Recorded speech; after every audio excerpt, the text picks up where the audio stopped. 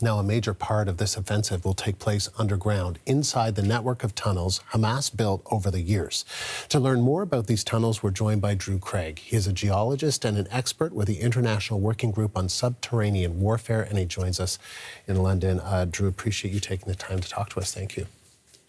Thank you, Andrew. So what do soldiers need to know before they find themselves fighting underground in these tunnels? Well, it's an incredibly challenging environment within which to operate, as you can no doubt imagine. Dark, little idea of what's around the next corner, sensory overload, incredibly confined space, very, very difficult place to operate. It's worth highlighting that subterranean warfare in its various guises is nothing new.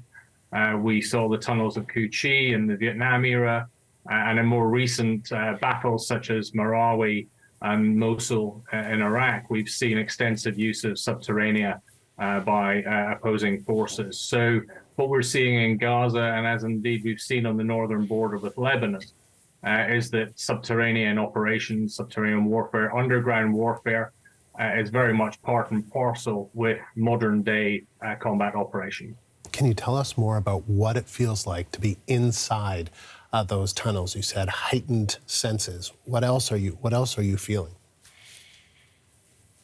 Well, I think it's probably fair to say that tunnels are not everybody's game. Not everybody is suited psychologically to operating in that incredibly confined space. And if you look again back through history, those forces that have developed an underground capability have been highly selective in terms of ensuring that the personnel they're putting into these spaces are conditioned or psychologically able to conduct themselves without the light and able to that claustrophobic environment and potentially with limited equipment as well. So tell me more about that. How do you be psychologically able to operate in this kind of space? You clearly can't be claustrophobic. Are there the darkness? Can you just tell us, in terms of what kind of person you need to be able to be to operate in these tunnels? Well, I'm certainly no psychologist. There are many within the group who could comment to that. But what I could say, or what I can say, is that training is absolutely key. We need to train in these environments, and indeed, many of the armed forces around the world do train in the subterranean environment. The Israeli Defense Forces have developed highly qualified, experienced teams to operate specifically in this environment, both infanteers, engineers, and all the other associated troops required. And they've developed those over many years, knowing that this threat existed along the Gaza border and indeed to the north in Lebanon. How do you communicate? How do people communicate underground? Are you able to, or do?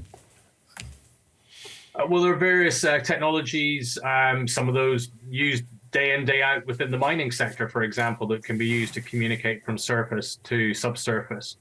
It could be something as simple as a static line.